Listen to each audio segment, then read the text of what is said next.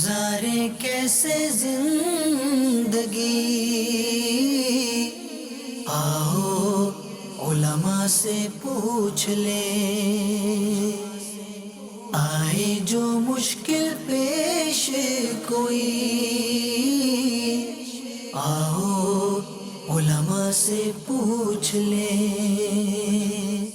الحمدللہ رب العالمین والصلاة والسلام علی سید المرسلین، اما بعد فاعوذ باللہ من الشیطان الرجیم، بسم اللہ الرحمن الرحیم۔ الصلاة والسلام علیک یا رسول اللہ وعلی آلک واصحابک یا حبیب اللہ، الصلاة والسلام علیک یا نبی اللہ وعلی آلک واصحابک یا نور اللہ۔ میٹھے میٹھے اسلامی بھائیوں اور مدنی چینل کے ناظرین، سلسلہ دارالفتہ اہل سنت میں ایک بار پھر آپ کو مرحبا کہتے ہیں۔ فرمان مصطفیٰ صلی اللہ تعالی علیہ وسلم ہے، درود پاک نہ پڑھنے کے حوالے سے یہ فرمان ہے کہ جس کے پاس میرا ذکر ہوا اور اس نے مجھ پر درود پاک نہ پڑھا، اس نے جنت کا راستہ چھوڑ دیا۔ صلو علی الحبیب صلی اللہ تعالی علی محمد صلی اللہ علیہ وسلم۔ مدنی چینل کے ناظرین، درود پاک پڑھنے کی اپنی عادت بنائیے کہ الحمدللہ عز و جل ہم سب کی آرزو، نیت اور ٹارگٹ یہی ہے کہ انشاءاللہ اللہ تعالیٰ کی رحمت سے، آقا کی شفاعت کے صدقے ہم سب داخل جنت ہوں۔ تو درود پاک بھی اس کا ایک بہترین ذریعہ ہے، اللہ ہمیں توفیق عطا فرمائے۔ مفتی صاحب تشریف فرمائے۔ پہلا سوال میں یہ عرض کروں گا حضور، کوئی چیز جب گروی رکھوائی گئی اور اس پہ جب قرض لے لیا گیا، قرض ادا بھی کر دیا، ابھی رہن رکھی ہوئی چیز واپس نہیں کی تھی کہ وہ چیز ہلاک ہو گئی، ضائع ہو گئی، تو اب کیا حکم ہوگا؟ الحمدللہ رب العالمین والصلاة والسلام علی سید المرسلین، اما بعد فاعوذ باللہ من الشیطان الرجیم، بسم اللہ الرحمن الرحیم۔ دیکھیں، رہن یعنی کوئی چیز کسی کے پاس گروی رکھوائی جائے تو جس کے پاس وہ چیز گروی رکھوائی گئی ہے اس کے پاس جو اس کا قبضہ ہوتا ہے، یہ قبضہ امانت نہیں ہوتا، ٹھیک ہے، کہتے ہیں قبضہ ضمان ہے۔ تو ایسی صورت میں اگر وہ چیز ہلاک ہو گئی اس کے پاس، تو اس نے جو دین ادا کیا ہے، جو قرض اس کو دیا تھا، وہ جو ہے ساقط ہو جائے گا، ختم ہو جائے گا، ٹھیک ہے۔ مثال کے طور پہ اس نے جو ہے 1000 روپے کسی کو قرض دیا تھا اور اس سے کوئی چیز رہن رکھوائی تھی، اس کی قیمت بھی 1000 ہے، ٹھیک ہے۔ اب وہ چیز اس کے پاس ہلاک ہو جاتی ہے تو وہ قرض ختم ہو جائے گا، ٹھیک ہے۔ اب آپ نے سوال کیا کہ بھائی دینے والے نے قرض بھی دے دیا ہے، اب اس پر یہ تھا کہ اس کی چیز واپسی کرے، ابھی اتنا موقع نہ ملا کہ وہ چیز اس کے پاس ضائع ہو گئی، تو ایسی صورت میں جو ضائع ہو رہی ہے یہ قرض کی عوض ہی ضائع ہوگی، ٹھیک ہے۔ یعنی اب جو اس نے اپنا قرض وصول کر لیا ہے وہ اسے واپسی دینا پڑے گا، اچھا، کیونکہ یہ جو چیز اس کے قبضے میں قبضہ ضمان ہے، اور جب رہن رکھی ہوئی چیز کسی کے پاس ہلاک ہو جاتی ہے تو اس صورت میں جو ہے وہ جو اس نے دین دیا ہے، قرض دیا ہے، وہ ساقط ہو جاتا ہے، وہ ختم ہو جاتا ہے، ٹھیک۔ مدنی چینل کے ناظرین، یہ بڑا اہم سوال تھا جو ہم نے مفتی صاحب سے کیا، اس کا جواب آپ نے سماعت فرمایا۔ انشاءاللہ مزید سوال کریں گے، آئیے آپ کی کالز کو ہم شامل سلسلہ کرتے ہیں۔ سوال ایک تو یہ ہے کہ تجدید ایمان کرنے کا کیا طریقہ ہے۔ دوسرا سوال یہ ہے کہ آج کل گھروں میں جو باتھ روم ہوتے ہیں نا، وہ ایک ہی اکٹھے ہی ہوتے ہیں، تو کیا باتھ روم میں وضو کیا جا سکتا ہے؟ تجدید ایمان، دوبارہ سے کلمہ پڑھنا جو تجدید ایمان ہوتا ہے۔ دیکھیں، اگر تجدید ایمان اس وجہ سے کیا جا رہا ہے کہ معاذ اللہ کوئی کفر صادر ہوا ہے، تو اگر واقعی معلوم ہے کوئی کفر ہوا تھا اور اس کو کفر جانتا ہے اور اس کا ذکر کر کے توبہ کرتا ہے، مثال کے طور پہ اس نے کوئی کفریہ فیل کیا، مثال کے ویزا فارم میں اپنے آپ کو کافر معاذ اللہ شو کیا، تو ایسی صورت میں یہ کفر ہے، صحیح، اور وہ اس طرح توبہ کرے گا کہ یا اللہ کہ جو میں نے ویزا فارم میں اپنے آپ کو کافر لکھا ہے میں اس سے توبہ کرتا ہوں، ٹھیک ہے، اور پھر کلمہ شریف پڑھے۔ اور اگر کئی کفریات اس نے کیے ہیں لیکن یاد نہیں ہے کون کون سے کیے ہیں، تو پھر اس طرح توبہ کرے کہ یا اللہ عز و جل، میں نے جو کفریات میں نے کیے ہیں، مجھ سے صادر ہوئے ہیں، میں اس سے توبہ کرتا ہوں، ٹھیک ہے، اور پھر کلمہ شریف پڑھ لے، لا الہ الا اللہ محمد رسول اللہ۔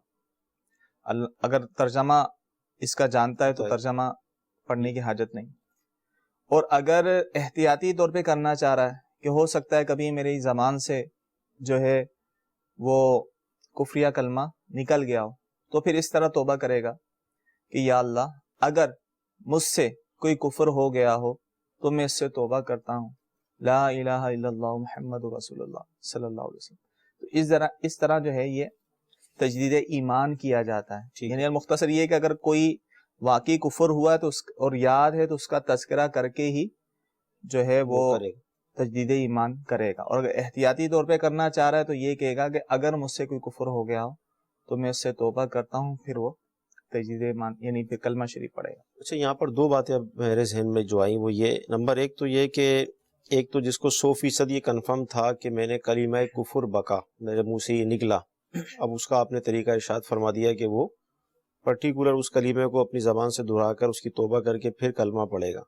اچھا، اب اگر واقعی ایسا ہوا تو اس کی شادی اگر ہے تو اس پر کیا اثر پڑے گا؟ اگر کسی کا مرید ہے تو کیا اثر پڑے گا؟ دیکھیں، اب کفر کی صورت میں واقعی کوئی صریح کفر بکا تھا جس کی وجہ سے یہ دائرہ اسلام سے خارج ہوا، تو دائرہ اسلام سے خارج ہوا تو اس کا نکاح بھی ٹوٹ گیا. ٹھیک ہے، اب اسے جو ہے وہ دوبارہ سے تجدید نکاح بھی کرنا ہوگا اگر عورت راضی ہو. ٹھیک ہے، باہمی رضامندی سے جو ہے وہ تجدید نکاح یعنی دو گواہوں کی موجودگی میں جو ہے وہ نئے مہر کے ساتھ ایجاب و قبول کیا جائے گا.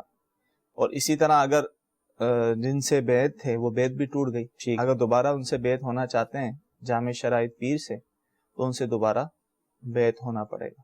اچھا، یہ تو وہ صورت تھی کہ جب اس کو 100% یہ یقین تھا کہ میں نے کلمہ کفر بکا.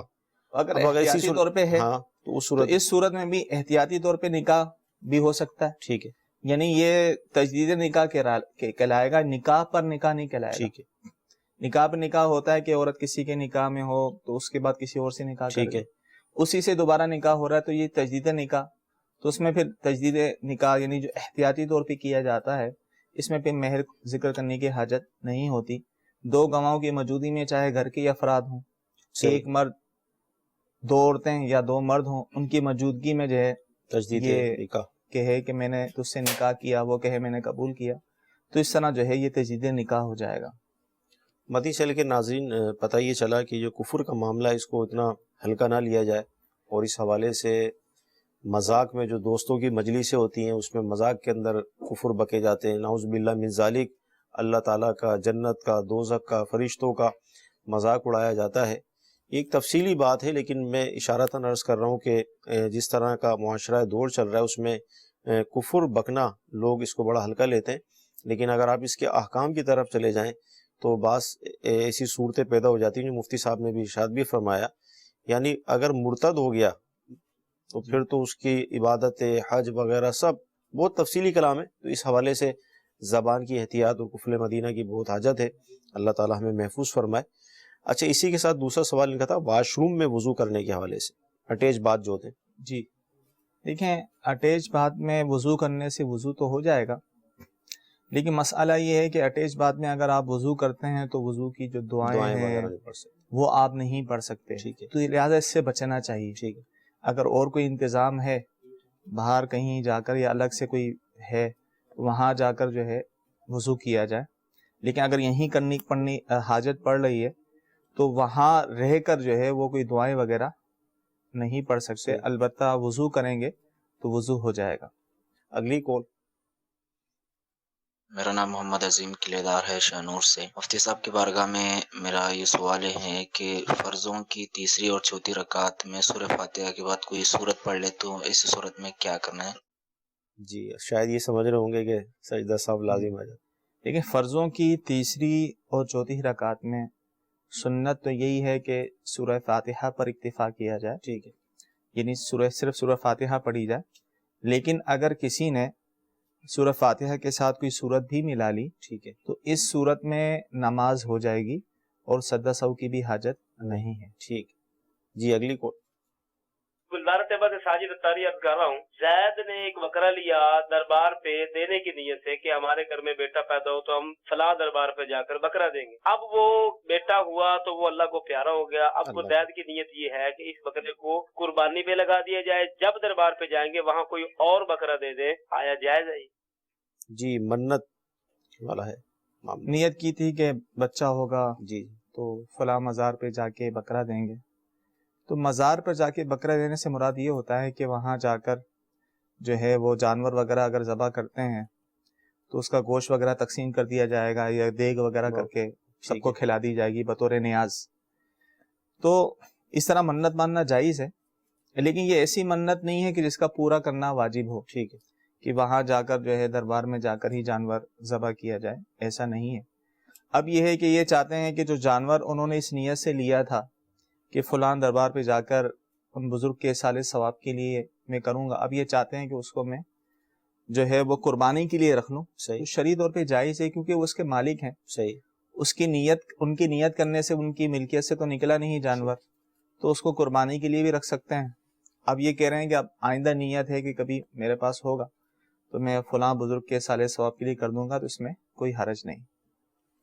मदनी शहर के नाज़रीन, आइए आपकी वीडियो कॉल भी हम शामिल सिलसिला करते हैं। मुफ्ती साहब की बारगाह में मेरा सवाल ये है, नमाज में अमले कसीर से नमाज टूट जाती है, अमले कसीर की वजाहत फरमा दीजिए। जी हुजूर, क्या फरमाएं, अमले कसीर किसे कहते हैं? देखें, अमले कसीर वो है कि जो नमाज के आमाल में से ना हो और ना ही इस्लाह नमाज के लिए हो और इसे नमाज में बग़ैर ज़रूरत किया जाए।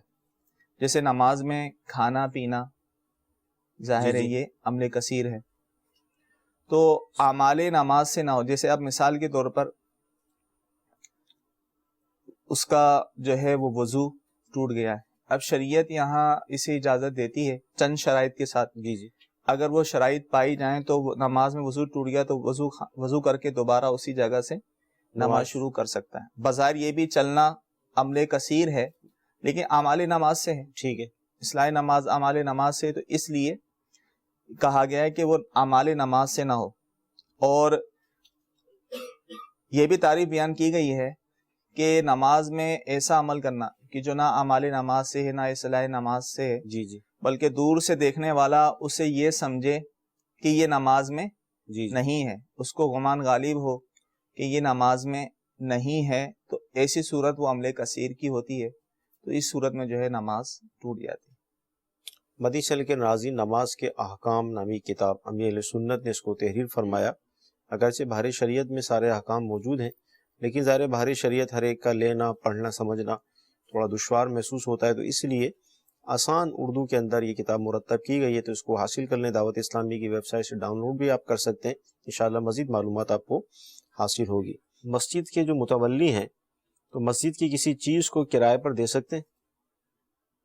मस्जिद की किसी चीज़ को, हाँ, देखें, अगर तो वो वक्फ ही इसी तौर पे की गई हो कि इसको किराए पर दिया जाए, ये शुरू से ही वाकिफ ने इस शर्त के साथ वक्फ की हो, फिर तो दे सकते हैं। लेकिन अगर ऐसा नहीं था तो मस्जिद के लिए ही वक्फ की गई है, किराए पर देने के लिए नहीं की गई, तो इस सूरत में उन्हें इसकी इजाज़त नहीं। जैसे दुकानें वगैरह होती हैं मस्जिदों में, अमूमन दुकानें बनाई जाती हैं, दुकानें तो अमूमन तो ज़रूरत मस्जिद के लिए होती हैं, वो तो दे सकते हैं किराए पर।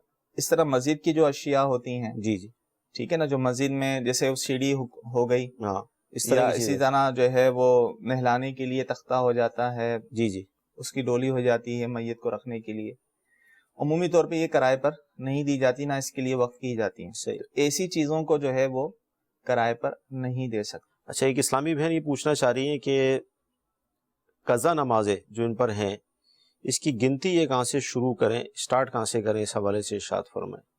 देखें, अब ये गौर करें, अब जब से ये बालिग हुई हैं, जी जी, तो ये शुरू से ही नमाजें पढ़ रही हैं या शुरू से नमाजें कज़ा होती रही हैं, अब बालिग होने का भी नहीं पता, ठीक, तो एहतियातन जो है वो 9 साल की उम्र से जो है ये इसको शुमार करना शुरू करें। जी जी, ठीक है, और ज़न्ने गालिब करें कि कौन सी नमाज इनकी ज़्यादा कज़ा हुई होगी, जी जी, उसका हिसाब लगाकर जो है अपनी नमाजें पढ़ती रहें। इस हवाले से भी एक रिसाला मौजूद है, क़ज़ाए उम्री का तरीका। تو اس کو بھی آپ حاصل کر کے پڑھ سکتے ہیں۔ اچھا SMS بڑا نازک آیا ہے یہ اس حوالے سے کہ میری والدہ بیمار ہیں اور ہم لوگ عمرے پہ جا رہے ہیں، تو اب والدہ جو ہے وہ ظاہر وہ مریضہ ہیں، وہ مریضہ ایسی ہیں کہ وضو ان کا بار بار ٹوٹ رہا ہے، یہ سمجھ لیں، تو کیا پیمپر استعمال کرنے کی صورت میں اس طرح ان کو ہم عمرے پہ لے جا سکتے ہیں؟ دیکھیں ایسی مریضہ ہوں تو ان کو نہ ہی لے کے جایا جائے، جی ان کے لیے آزمائش بھی ہوتی ہے، اور ایسی مریضہ یا کوئی مریض ہے کہ جس کو قدرت نہ ہو، ٹھیک ہے، کہ حاجت ہوتی ہو تو نکل جاتا ہو پیشاب جی وغیرہ، تو انہیں مسجد میں لانے کی اجازت نہیں ہے، تو لہذا انہیں عمرے پر نہیں لے کے جا سکتے۔ مدی چینل کے ناظرین، موضوع رہن ہے ہمارا، یعنی گروی چیز کو گروی رکھنے کے حوالے سے، انشاءاللہ اس پر مزید سوال کریں گے۔ آئیے ایک اور ویڈیو کال ہم شامل کرتے ہیں۔ میرا نام فاروق احمد اتاری، میرا دارالافتاء اہل سنت میں مفتی صاحب سے یہ سوال ہے کہ جب کوئی اسلامی بھائی ایسی جگہ پر ہو جہاں پر قبلے کا پتہ نہ چلے تو ایسی صورت میں وہ نماز کیسے پڑھے گا؟ جی کیا فرمائیں؟ دیکھیں اگر کوئی ایسی جگہ پر ہے نہ وہاں کوئی مسلمان ہے جو اسے جو ہے قبلے کی سمت بتائے، نہ وہاں مساجد ہیں، محرابیں ہیں کہ جنہیں دیکھ کر وہ قبلے کی سمت معلوم کر سکے، نہ وہاں سورج تارے چاند نکلے ہوئے، یعنی ہیں تو نکلے ہوئے تو ہیں لیکن وہ علم نہیں جانتا کہ جس کے ذریعے سے وہ پہچان سکے، تو ایسی صورت میں شریعت یہ کہتی ہے کہ وہ شخص تحری کرے، یعنی غور کرے، ٹھیک ہے، اور جس طرف قبلے کا ہونے کا اس کے دل میں بات جمتی ہے کہ اس طرف جو ہے قبلہ ہوگا، جی جی، تو اسی طرح منہ کر کے نماز پڑھ لے تو اس کی نماز ہو جائے گی۔ ٹھیک ہے، البتہ اگرچہ نماز پڑھنے کے بعد یہ بات ظاہر ہوئی یار میں نے جس طرف منہ کر کے نماز پڑھی ہے وہ تو قبلے کی سمت نہیں تھی، تو نماز اس کی ہو جائے گی، کیونکہ جس وقت پڑھ رہا تھا اس وقت بتانے والا کوئی نہیں تھا، کسی ذریعے سے اسے پتہ نہ چلا، اور شریعت کے حکم پر عمل کرتے ہوئے تحری سوچ بچار کر کے جس طرف اس کا دل جمع وہاں نماز پڑھ لی تو اس کی نماز ہو جائے گی۔ ٹھیک۔ مدی چینل کے ناظرین، جامعۃ المدینہ کے طلباء کرام بھی ہمارے ساتھ ہوتے ہیں، آئیے دیکھتے ہیں کہ یہ کیا سوال کر رہے ہیں۔ السلام علیکم ورحمۃ اللہ وبرکاتہ۔ وعلیکم السلام ورحمۃ اللہ وبرکاتہ۔ میرا مفتی صاحب کی بارگاہ میں سوال عرض ہے کہ زید نے بکر سے 1,00,000 روپے قرضہ لیا اور اس کے بدلے میں اس نے زیور رہن رکھوائے، تو اب آیا زکوٰۃ زید پر ہوگی یا بکر پر ہوگی؟ دیکھیں جو چیز رہن رکھوائی جائے تو جب تک وہ رہن ہے، یعنی قرضہ باقی ہے اور رہن ہے، تو اس کی زکوٰۃ کسی پر نہیں ہوگی، نہ اصل مالک پر جس نے رہن رکھوایا ہے، نہ اس پر جس کے پاس رہن رکھوایا جائے، دونوں میں سے کسی پر جو ہے وہ زکوٰۃ نہیں ہوگی، بلکہ رہن رکھی ہوئی چیز پر زکوٰۃ نہیں ہوتی۔ اچھا، رہن کے حوالے سے جو ہمارا موضوع چل رہا ہے، جو رہن چیز رکھی جاتی ہے دونوں اس کو استعمال نہیں کر سکتے۔ اب کوئی دینی کتاب ہے یا کوئی دنیاوی کتاب ہے، قرآن مجید کو لے لیں، قرآن مجید اللہ تعالیٰ کی رحمت سے ہم اسے پڑھتے ہیں، اتنا ثواب پاتے ہیں۔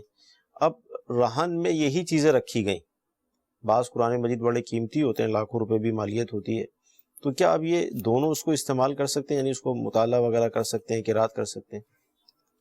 دیکھیں جو چیز رہن رکھوائی اسے استعمال کرنا جائز نہیں ہے۔ ٹھیک، اگر تو جب رہن رکھوائی تھی جس وقت، اس وقت ایسی کوئی شرط نہیں تھی، جی، نہ معروف تھا کہ اسے استعمال کرے گا، بعد میں جو ہے اسے اجازت دے دی، وہ کتاب کے مالک نے اسے اجازت دے دی، ٹھیک ہے تم اسے پڑھ سکتے ہو، صحیح، تو اب اس کے لیے پڑھنا جائز ہوگا، صحیح، ورنہ بغیر اجازت اس کا پڑھنا بھی جائز نہیں۔ لیکن اس میں یہ بات یاد رہے، اب جب تک وہ پڑھ رہا ہے، استعمال کر رہا ہے، اس وقت تک اب وہ چیز رہن نہیں ہوگی، صحیح، رہن سے خارج ہو جائے گی۔ ٹھیک ہے، اسی طرح کوئی بھی چیز ہو، اس نے کہا ٹھیک ہے تم استعمال کر سکتے ہو، بعد میں کہا، ٹھیک ہے، اب وہ استعمال کر رہا ہے، تو جب تک استعمال کر رہا ہے تو وہ چیز عاریتاً کہلاتی ہے، رہن نہیں کہلاتی۔ ٹھیک ہے، اس کا فائدہ کیا ہوگا؟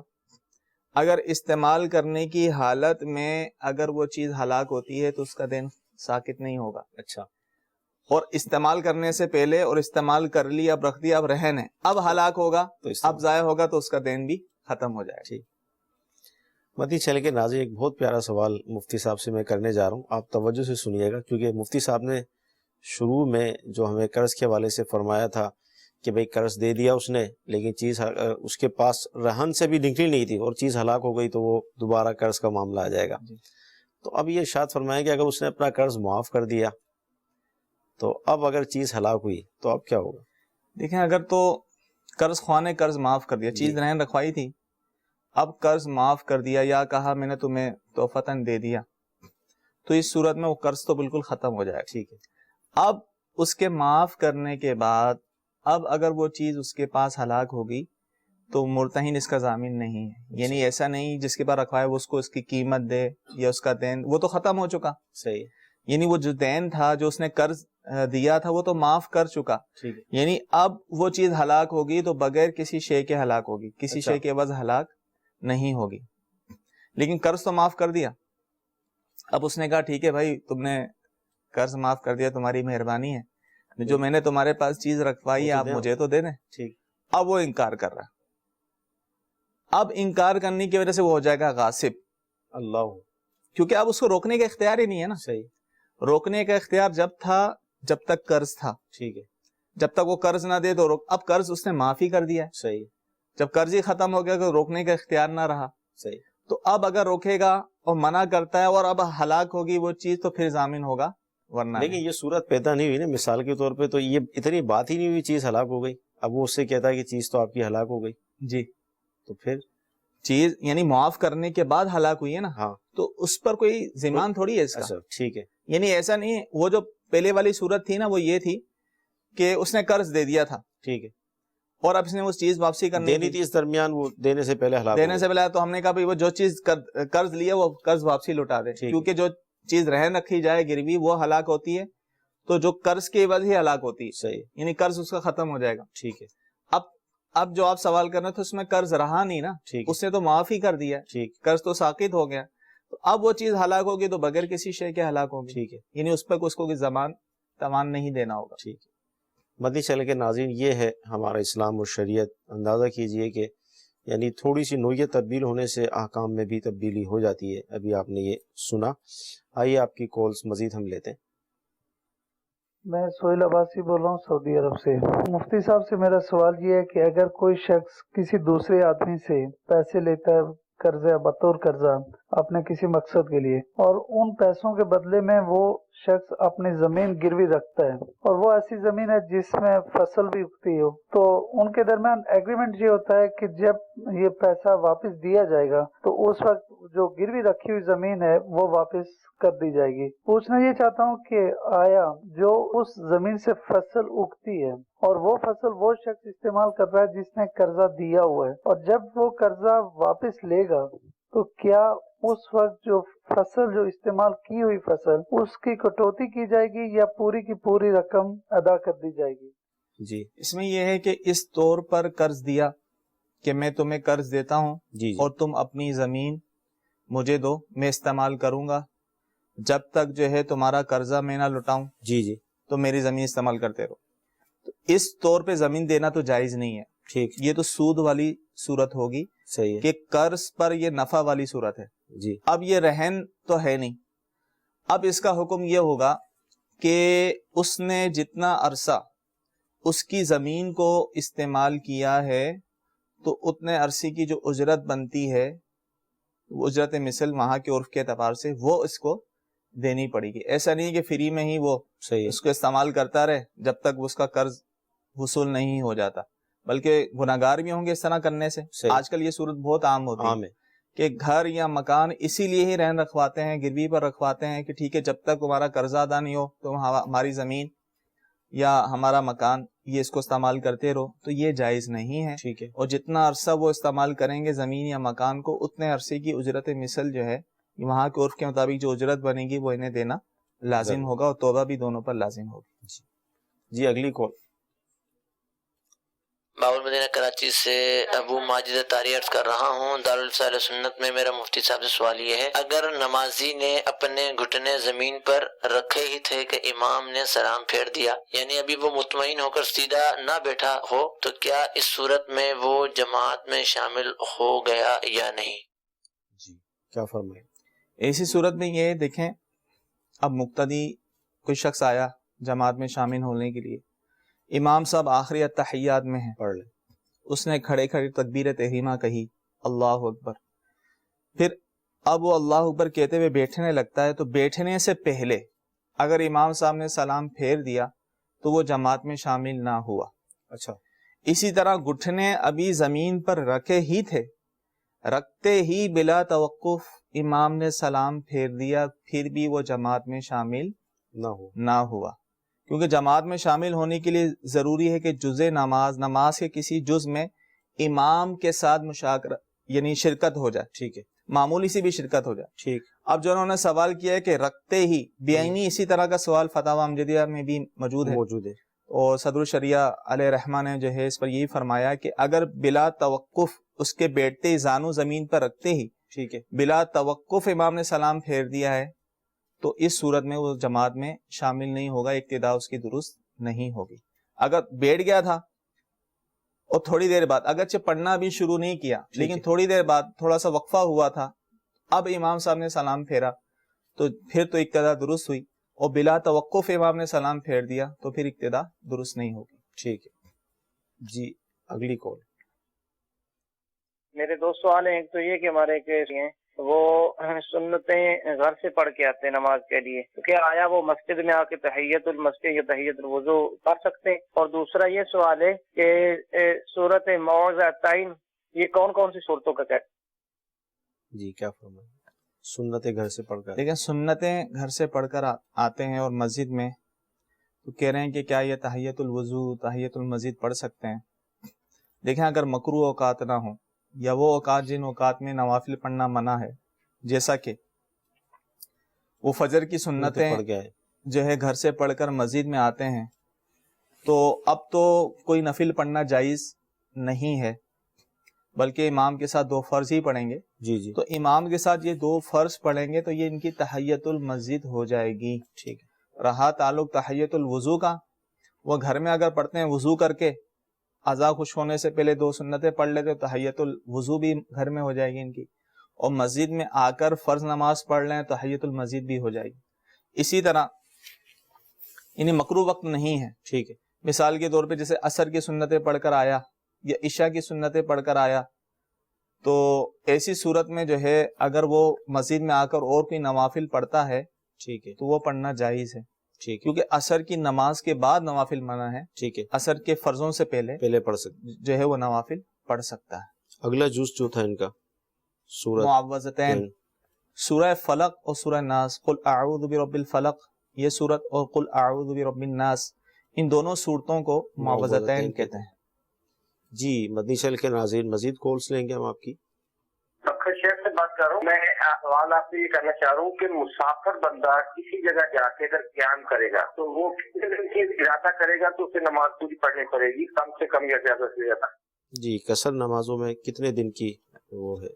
دیکھیں اگر کوئی شخص اپنے شہر سے کسی دوسری جگہ سفر کرتا ہے، اگر وہ مدت مسافت ہے یعنی 92 کلومیٹر یا اس سے زائد سفر کر رہا ہے، تو اب یہ دیکھا جائے گا کہ جس جگہ وہ جا رہا ہے دوران سفر تو وہ قصر نماز ہی پڑھے گا. جی یعنی اپنے شہر سے نکلتے ہی وہ جس جگہ جا رہا ہے اس دوران سفر کے دوران وہ قصر نماز پڑھے گا. اب وہ جس جگہ جا رہا ہے وہ اس کا وطن اصلی نہیں ہے، ویسے کسی کام کے غرض سے یا کسی رشتہ دار سے ملنے جا رہا ہے. اب اگر اس کا وہاں پر 15 دن رہنے کا یا اس سے زیادہ رہنے کا ارادہ ہے تو وہاں پہنچتے ہی وہ مقیم ہو جائے گا. ٹھیک. اور اسے جو ہے پوری نمازیں پڑھنی ہوں گی. ٹھیک. اگر 15 دن سے کم کا قیام ہے تو ایسی صورت میں جو ہے وہاں پر اسے قصر نماز ہی پڑھنی ہوگی، یعنی جو ظہر عصر اور عشاء کے جو 4 فرض ہیں انہیں 2 کر کے پڑھنے ہوں. ٹھیک ہے جی مزید کال.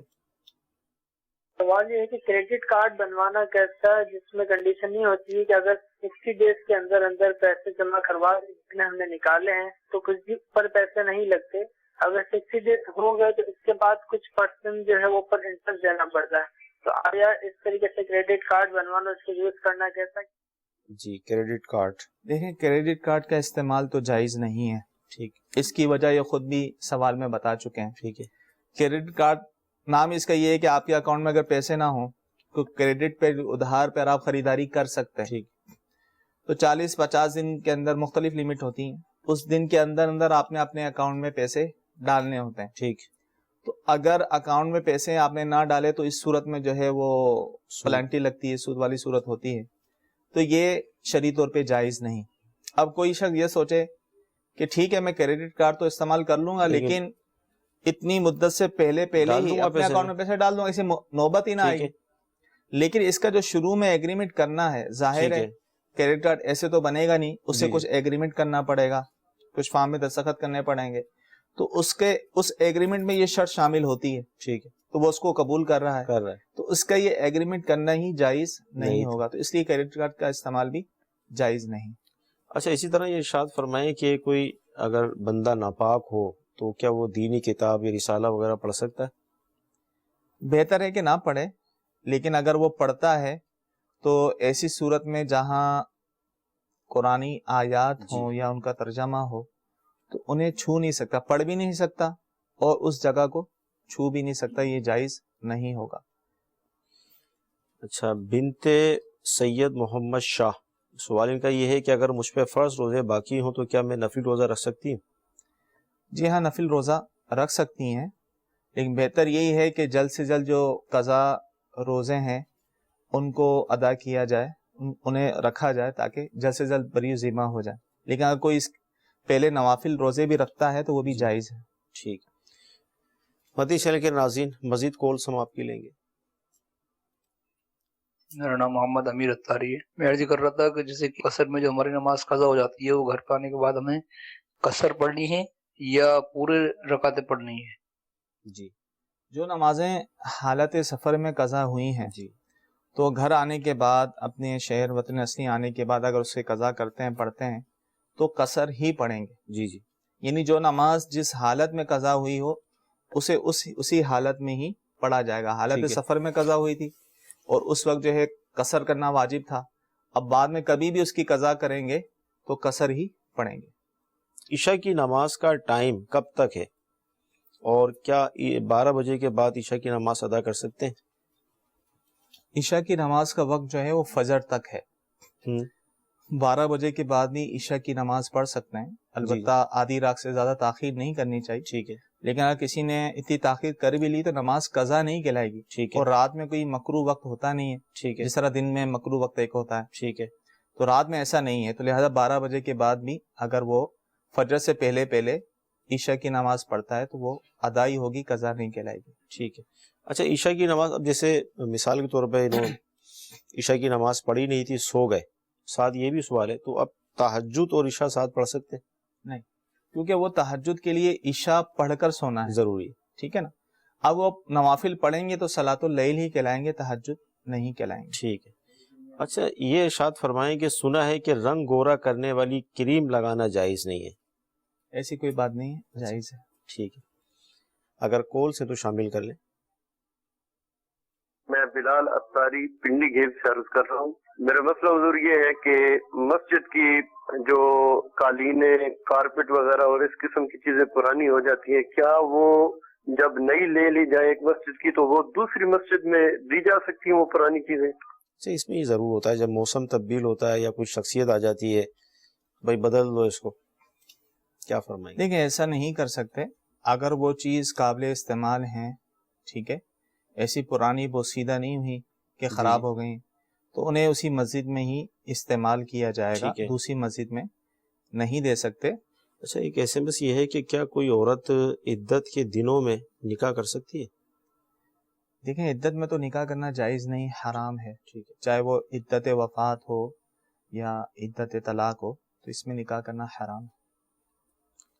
مدی چل کے ناظرین، اللہ تعالیٰ کی بارگاہ میں ہم دعا کرتے ہیں کہ اللہ تعالیٰ آج کا ہمارا یہ سلسلہ اپنی بارگاہ میں قبول فرمائے، جو سنا ہے، جو سیکھا ہے، اس پر عمل کرنے کی توفیق عطا فرمائے. صلو علی الحبیب صلی اللہ تعالی علی محمد.